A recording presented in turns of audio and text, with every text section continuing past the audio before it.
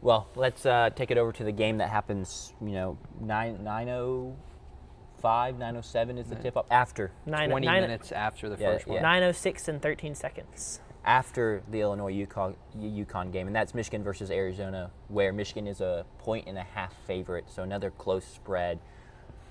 This game really feels like a clash of titans, just because of, one, how good the teams have been, but then also it's like, Krivos and Awaka versus Yaxel and Ademara and Morez Johnson. Like, Titans in terms of team quality, but also just Titans in terms of the physical presence of both of these teams. And so I personally can't wait to watch. I'll let y'all kind of kick off with preliminary thoughts, and then we can hop into X's and O's a little bit. Well, the big conversation for this game has been that. It's been the Battle of Titans. It's an all-time front court battle. Yeah. Like, we're talking potential one-on-one matchups of Krivos versus Mara, where the very rare 7'2" versus 7'3" Yeah, the matchup. 7'2" guy is the shorter guy in the matchup. You just don't see that matchup very often. Krivos is averaging 10 and 8 to Mara's 11 and 7, basically the same. They're both averaging 2 blocks a game. If we get it, now I don't know how they'll match up. Sure. I kind of imagine they're going to put Morez Johnson on Koa Pete or Koa Pete on Morez Johnson. But if we get it, Koa Pete versus Yaxel, that's so fun. Those two guys against each other both have great offensive bags, averaging 14 a game and 15 game respectively. And they both rebound the ball well. They play offensive rebounds well. They both pass well. It's an all-time front court battle. But the other conversation this week has been, is the national championship being decided here? Yeah. I'm here to tell you yes, quite literally. Because if we go back to the conversation we had to start March and the conversation to start this tournament, these are the only two teams that meet the criteria that can win a national championship. Yeah. It's Michigan and Arizona. They meet all of those checklist things that you hear every March. The Kim Pom efficiencies and offensive and defensive efficiency. They both were top 12 in the Week 6 AP poll, that funny one. Not losing your first tournament game, etc. They meet all of those criteria. They're both Tier 1 contenders for that. Yeah. So quite literally, the national championship will be decided here, unless we're going to see a year where we don't see the precedent that we've seen every single year for, except one, I think, this century. It's like 1 out of 25, something like that. Even if we look at it outside the lens of precedent and what those numbers say, which I agree with. There's a reason we did that segment as we kicked off the March Madness, the big tournament episode we did. Just quality of these teams, it really does feel like UConn and Illinois don't have a chance in the finals. But I do think, I guess, to lift our spirits or to never say never. I think Illinois and UConn can give a good game. Yeah. There's not going to be a thing now we got to go watch a blowout in the finals. I don't think we're going to be looking for that. But it does whoever wins this puts themselves in a really great spot to win the whole thing. Yeah. A couple of things I was going to talk about. Go for like it. I said, just like with the Illinois and UConn game, there's a lot of stuff at stake here for both these teams.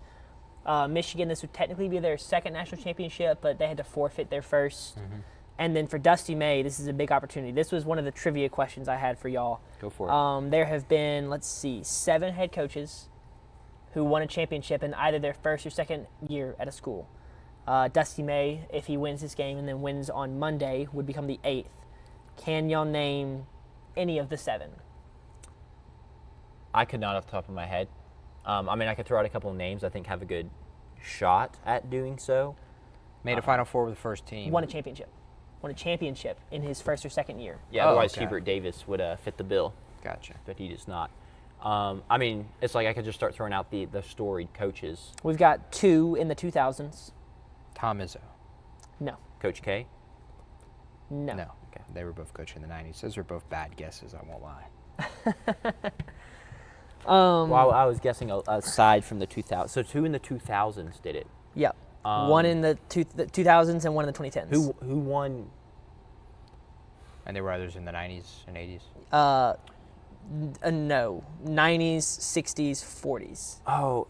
So there was one in the 90s. There was one in the 90s, yes. Was it Jimmy Valvano? It was not. It was a guy who took over a program that had just won a championship the year or the year before that. Gotcha. And so then he won another one. Mm-hmm. Head coach went to the NBA. Still an NBA head coach? No. No. Okay. He actually was coaching in March Madness earlier, like this year. He was? Mhm. So he went to the NBA. I believe he went to the and then NBA. came This is back, all And then, Wikipedia. and then came back. Yes. Wikipedia And he was is a lie. and he was coaching earlier in March Madness earlier this year. Yep. To a team we talked about last preview when we were talking about Illinois versus UConn. UConn beat them and lost to them. Yeah, but beat them and lost them. Rick Pitino. Uh-huh. Yeah. And so Oh yeah.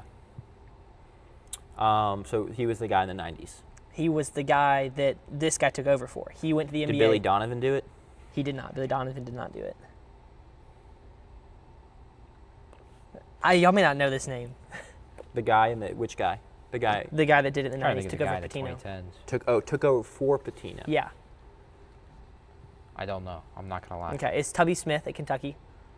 I don't know that name. I mean, I recognize the name. I would never have ever pulled Apologies that. to Kentucky. Just there's a guy in the 2010s that did it. There is a guy in the 2010s that did it. Let's start there. And that'll probably be the only one we can get. I think we can be satisfied. Y'all with should be able to guy get in the other one. 2010. And the other The other one is an iconic coach in 2000s? in the 2000s. For the entirety of the 2000s, he was an iconic coach. Like 2000s and 2010s. Roy Williams? Yes. Okay. Won it in his first year at UNC, 2004, 2005. And then this guy won it in his second year. Second year. And I mean, I could hand it to y'all on a silver platter. No, don't do that just yet.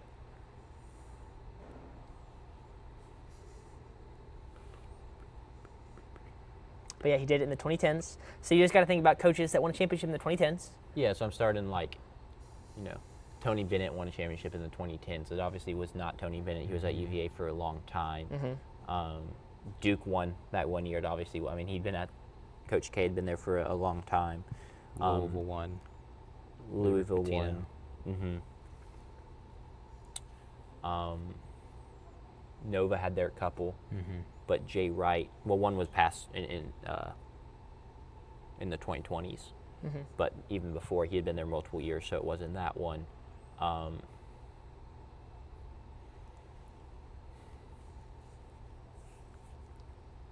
You want me to go ahead and drop you a big hint? Yeah, just go and drop it. We need. To keep They it are in the moving. Final Four. This team is in the Final Four right now. Is it? So it's just. So Was it's it just UConn's yes, head yes, coach? UConn's head Yeah, coach when Kim. Kevin Ollie Okay, yeah. in his second year. Never would have got it. Yeah, I didn't know that name either. Anyway, so that's my trivia. Was that the Kimba team or the Shabazz Napier team? 2013, 2014. So, Shabazz Napier. yeah. I'll probably cut that out of the full video because that took a lot longer than I thought. I really thought you were going to get one. Well, we did. Kind of. Eventually. Who did y'all kind of get? Roy Williams. Yeah, but after you'd given up, and I said you are going. He's an iconic coach for 20 years, 30 years. There's Anyway, a lot of iconic coaches for a long time, man. that is true. That's what's at stake for Michigan and for Dusty May. Big opportunity there for him. And then on the flip side, Arizona it'd be their first national championship since 1997. So they're still one of the teams that doesn't have a lot of trophies in the trophy case, Sure. especially in a sport where there are teams with 7, 8, 11. That would be a really cool opportunity for Arizona. A big opportunity for Bryce James, to start his achievements as just a freshman. I can't believe you brought that up. He'd had more championships than his dad, and brother. He practices really well. Like he helps his team a lot. I was not planning on bringing that up. I was just rambling, and it came to mind. It's like I got to drop the Bryce James. Every time we bring up Arizona, I remember that he is on their team. But obviously when I watch him, I just he never comes to mind. Think 'cause he about didn't it. play. Yeah. He didn't Totally play. fair. Do you think does he want his red? Is he redshirting or He is is he been playing? redshirting. Redshirting. It kind of like even before the season, they're like he's gonna redshirt. But you think that if they're winning, he goes out, gets a few minutes? Nah. That would surrender his red shirt. Right, but you got to think it's Bryce James. He's going to does he need 4 more years after this? Yes. Okay. I'm just saying, if I had the chance to go take the court for the national In championship. his mind, he's like, I lead this team here again next year. True. So- Okay, we can get back to the X's and O's. That's what's at stake there for both teams as far as a trip to the championship and what that could mean for their programs and for their coaches. But we can get back to the actual basketball now. Yeah, for me, Michigan has the biggest strength and biggest weakness in this game. The biggest strength being their front court and what it is. all season, but then just like looking at what Yaxel has done in this tournament. I mean, you mentioned he averages just over 14 points a game. Yeah. He scored 23 or more in the past 3 games. So like, when the season's on the line, stakes are the highest. He's been a little more aggressive. He realized he probably needs to do more. Like he's this team's best player, and he's really stepped up and delivered. He's hit big shots from the outside. The 3-pointers falling right now, and then he can also just get to the rack. And unsurprisingly, the 6-year senior or whatever is very polished and has a very good game. I mean, he even had the comment where he was like, "I felt disrespected when they put a freshman on me," and it's like, it's kind of all they had, not going to lie. Like, it was who Alabama had to guard you. It's not their fault they're young, but he's really been phenomenal. And then the biggest weakness is their backcourt. Yeah. Elliot Cadeau's like a good player. He's fine. But compared to what Burries and Bradley are for Arizona, I was talking to my friend who actually just popped up in the chat, Cromie, and he was like, the less Elliot Cadeau has to do in this game, the better. And if he ends up having to do a lot, take a lot of shots, handle the rock a ton, initiate the offense a ton, that's when it potentially gets a little scary. And don't get, like, I'm not trying to dog on the guy. He's not horrible. He's a quality player. There's a reason Michigan went and got him in the transfer portal, right? But he definitely is someone that you would like to have more of a backseat role in this game. So yeah, Cromie will like this, and he already said in the chat. He said, "JP, make it from the chair," and I assume he wants me to make it in that hoop that's. In frame. If you shoot that one, then we can just say you made it. So. That's true. It is April Fool's. How would they be able to tell? But it says 100 Venmo. $100 Venmo. I don't have the arm strength for that. No way. Maybe off a bounce. Can you stand up and eat it? Well, he told me to make it from the chair. But if you surely, I mean, if you stand up and eat it, I'm gonna try for you. But to this bucket, they're Scouts honor. I'll video real quick. I can send in the video if it does go in. All right. Here we go. He shorts it. Short. Yeah. Tough. Not bad. Not a bad. It was a good attempt. I won't lie. But now that ball has gone into the men's locker room. It has literally gone down the pit. But I think he'll like this comment. Elliot Cadeau just feels like one of those guys that's more remembered for his haircut than his actual play. And I fully agree. I think if he has any impact on this game, it might be from hitting open threes like he did against Alabama, where he hit 3 threes, or it will be a negative impact, like he'll turn the ball over. He'll take some shot that should go to someone else at a key moment. He does not need to have an impact on this game. If there's guard play that needs to have an impact, it's one of those 3 guys coming off the bench or McKinney. I wonder which guard for Michigan, if any, is going to hit 3 or more threes in this game and really make an impact. Now this is going to be a high-scoring game, at least expected. 80 points each, 160 is the total for Vegas. Michigan's not scored below 90 in the tournament, I believe. Yeah. But I wonder which guard is going to have a little, 3 threes in a 5-minute spurt that can maybe take. McKinney's definitely the most likely option for that. A team most to talented of the guards. A double-digit lead for Michigan. Yeah. Because it was McKinney. He did it in the Bama game, but Burnett did it in the round of 64 against Howard, and then did it against St. Louis. And then Roddy Gale, the Ohio State Buckeye who's come to the Michigan Wolverines, he did it in the Bama game as well. Elliot Cadeau did it in the Bama game. Who is going to be that for them in a high-scoring game? Like, shots are going to have to go down. Again, we bring up the fact that we're playing in a football stadium. We just struggled. Not that we're good shooters. We just struggled shooting here in the Humphrey Coliseum. I promise I struggled more than I normally do. Let me just put it that way. Okay. We tried making a video clip about April Fools, and JP missed his first 9 little jump shot attempts. Well, we also realized why the Mississippi State team shoots so bad, and it's the hump has hard rims. Yes. These jimmies they might as well be double rims. It's kind of how those bounces felt out there. If it hit the rim, it was not going in so far today. We'll see how it goes in our little pickup game here in a little bit. But I think one of those guys is going to have some kind of impact from 3. I expect the front court of Michigan to play well in this game and have a good enough impact in this game. Especially Yaxel. I think he's going to play really well. Like, it's no surprise, like you said, the 6-year senior, has a polished offensive game. That's not a shock.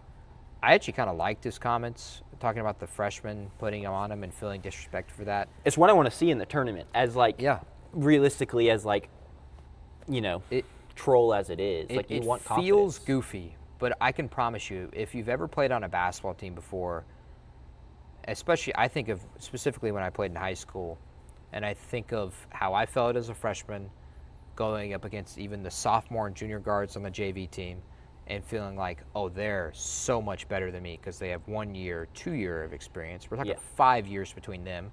And then I think about me as a sophomore and a junior. When I went up against the freshman, I was like, oh, you're going to put the freshman on me? I'm going to cook this guy. Yeah. And that's with the 1 year, 2 year difference. And I'm a 5'6" point guard who has maybe a 15 to 20 inch vertical. This is Yaxel. He's 6'9". He's got an offensive bag. He's going to be a top 10 pick maybe in the NBA draft. I understand his comments actually, and I related to them, to be honest. I mean, once again, it speaks to, like, it is what you want to hear because it speaks to his confidence of talking about how he's been more aggressive in these tournament games. It's good to see that, like, real-time, like, acknowledgement of exactly, oh, this guy's on me. I'm going to basically make it to where they don't put him on me again. That's like that's how you want your best player to feel in those games because it means when he's confident, he's in his flow state. He thinks every shot's going to go in. It is goofy, but you are right. Like, there is truth to what he said. Mm-hmm. Like, he didn't lie when he said that. Yeah, and I think what y'all said about Michigan's point guards and just their ability to score outside is going to be important because the Arizona front court is just so good. Like, especially on offense, but it's going to translate like on defense as well. They were 5th in the country in paint points this season, and then they led the nation in free throw attempts. So they're just a very interior. The offense works inside to the outside, and so that the front court's very good. But that means that on the defense, Michigan's going to have to find ways to score outside of that because as good as Yaxel is, like, they're not going to be able to live in the paint. Arizona made 25 free throws per game, 50 across the 2 games in the Sweet 16, the Elite 8. Yeah. 30 against Arkansas. Like, ridiculous. Insane numbers. And, I mean, talking about the inside-out play of their offense, too, that being Arizona, 359th in three-pointers taken per game. Like, that's not what they're looking to do in an offense. Now, to their credit, they're top 50 nationally in three-point shooting percentage at 36.7%. So, like, if there is a world where they have to take a couple more and they do have some good shooters on their team, like, they can knock them down. It's not like if Michigan makes them shoot more, it's a guaranteed flop for Arizona. Now, you probably would expect if they end up shooting, 25, 30, let's just say 30-plus threes, they're probably not going to hit that rate because it means they're taking tougher threes. But it is like they do have shooters on their team. I'm not trying to discredit it would be really, Burries and Del Orso. It'd be kind of funny if the way the game goes down is Michigan just makes them take everything from outside, right? They're, putting everybody inside and pushing the ball outside. And Arizona just has a crazy day. And they're just like, they shoot like it could happen. 40%. They end up with like 16 three-pointers made on the day. I think about the Iowa State-Arizona game in the Big 12 tournament, and Momcilovic is feeling it from outside, and Del Orso, I think, hits 5 or 6 threes of himself in the second half, and is just answering every shot. Exactly. That would be that would just be so unexpected. It'd be kind of funny to be watching that. And especially, I didn't watch a lot of Arizona basketball, but I'm sure for someone like an Arizona fan, they'd be like having like an identity crisis of like, what is happening? Sure. It's such a different nature, college basketball, when you think of that and what we're about to watch, the greatness that is the NBA playoffs. Yeah. It's one game.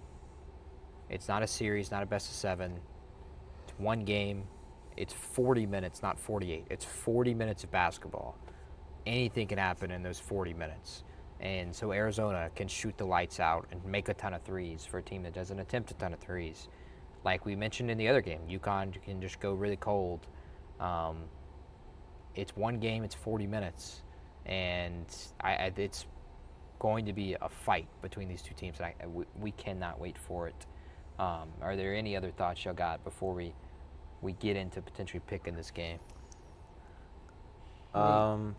No, I don't really have any other thoughts. I mean, it is going to be a true rock fight of, Arizona leaping for every offensive rebound and Michigan fighting them off. And then on the flip side, Yaxel and Morris Johnson just flying at the rim and Arizona trying to keep them off the rim. Like, it's going to be a joy to watch. I cannot wait. Yeah, I'll mention again the foul trouble thing that I mentioned in the other game. And I think it's even more apparent in this game when you have an Arizona team that made 25 free throws per game the last 2 games.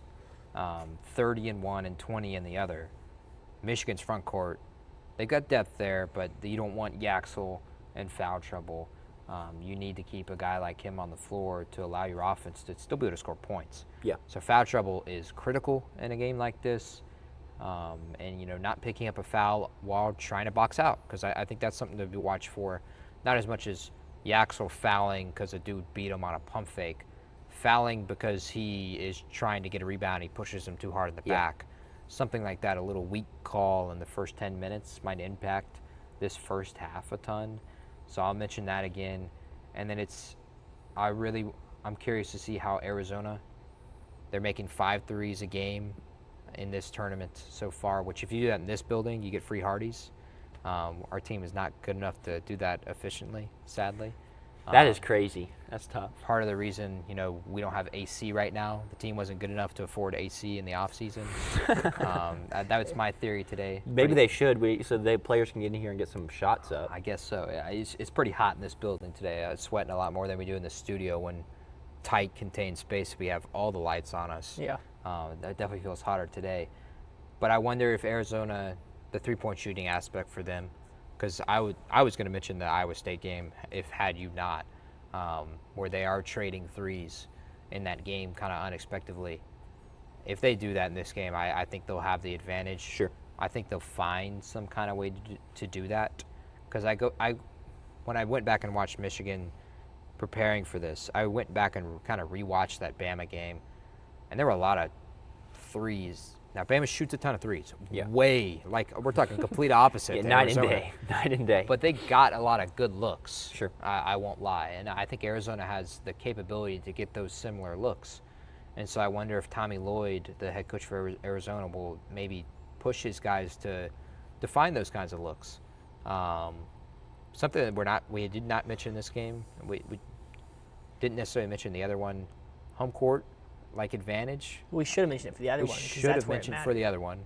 And I texted myself about it and just forgot to add it in my notes, so I forgot to bring it up. Because Illinois only 2 hours from that building in Indianapolis, and so it's going to be Sea of Orange. I think, this is where the Big Ten championship is played in football. Michigan, I think, is going to have a crowd advantage in this game against Arizona. And how does that affect Good point. Arizona? Michigan they've really felt like a team that's fed off of crowd energy a lot throughout the year. They really play well at home. Yeah. And it may feel like that for them. So I wonder if Arizona and Tommy Lloyd will try to take that crowd a little bit out of it and try to punch first. Try to hit a few threes early in this game. Try to get Yaxel and others in foul trouble. Any other thoughts? No, I think I'm ready to pick it. Sounds Go good. ahead. Are you gonna go same order, Jack? You want to stick I together? can, yeah, I can kick If us you off. know, go for it. Well, the thing is, I knew, and then I'm thinking back to what I've said all along, and it actually contradicts what I've said all along. Oh boy. I've been on the horse of Arizona's the best team. Arizona's going to win this whole thing. You've also know- been on the horse of saying that backcourt matters the most in March Madness. Correct. But what I've seen from Yaxel these past couple of games and the elevation in his scoring, it just kind of makes me think he's impossible to stop, and that he's just going to go off again, and that's going to be enough to propel Michigan past Arizona. And so that's why I'm going with Michigan.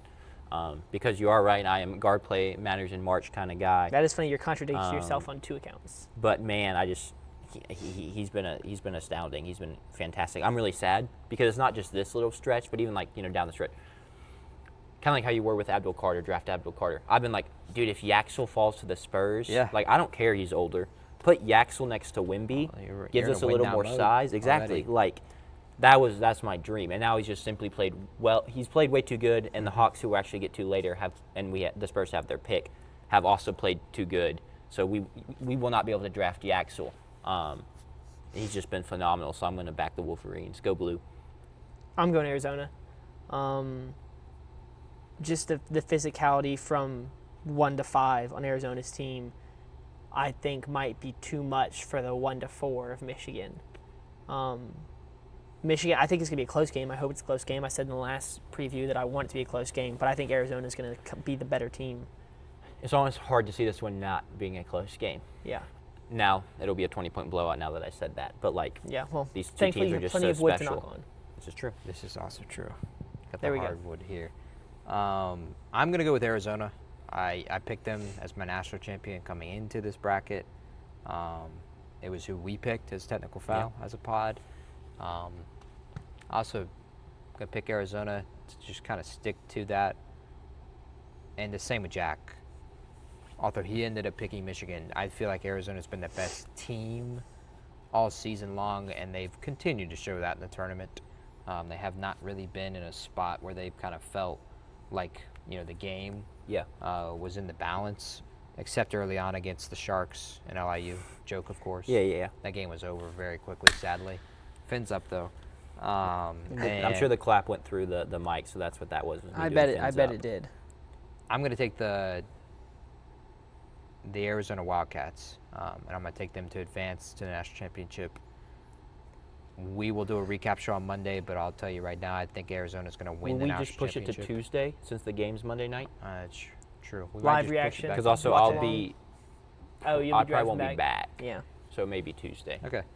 Well, I'll tell you right now. We're going to do a live watch along on the Or on the video I board. can call in that night if we want to do it after. I think we can get the Jumbotron working. Yeah, we'll plug it into the video board and we'll watch along in here. Sure. In front of our live studio audience today, I'm going to pick Arizona to win this game and win the national championship as well. I think they will kind of break I said they match all the precedents, all the checklist things. They don't match the no team is won past west of this line one. I think they'll do that this year. I think we'll get rid of that finally for once and for all. No, we're just going to move the line to there. Yeah, there you go. They And did so- that. They did that with Baylor. Yeah. So Then it'll just be the California and Washington and Oregon teams. Yeah, It'll be there like you go. no one west of this line, and it's No one on the literally Pacific Coast line. 80% of the United States. Well, It really would be a massive win for them just because also talk about that, but then they've been a team that has historically underachieved in March. It's honestly impressive they finally got back to the Final Four. Think about their loss to Princeton as the 2 seed. DeAndre Aiden's team couldn't get the job done. they lost to Buffalo. They lost to Buffalo. I picked Arizona to win the championship in my bracket that year, and that was one of the first games that day. Yeah. I remember watching that in school. I was so devastated. Did you get cupcakes? I didn't get cupcakes or anything about Tough. that. No, there's no cupcake challenge for that one. So that means I'm out on a limb on both games. You are? But that'll wrap up the Final Four. Do y'all want to preview predict the champion? segment of the show. Yeah, I'm gonna go with Michigan. I think the winner of this second game is gonna win the whole thing. I agree. I'm rooting for Illinois. That's my personal rooting Yeah, interest sure. is Illinois because of my bracket. But I'm going to go different from both y'all. I'm going to say UConn. okay, I'm going to say UConn gets 3 out of I hate 4. I don't necessarily like Dan Hurley. I don't know if I'm to that, I don't know if he's my style, but I have a lot of respect for him. I don't know that's if the he's correct thing. I don't know if he's my style of coach, and I don't know if I like, sometimes he might tend towards the too extreme, like the headbutting the refs, and maybe he gets away with He wins though. yeah, he wins a lot, and the way he wins, I have a Yeah. lot of respect for. And he doesn't win in like a gross Buzz Williams way. He wins in a really, really good basketball way. So I think I'm going to bet on him picking up 3 out of 4 and getting UConn another one.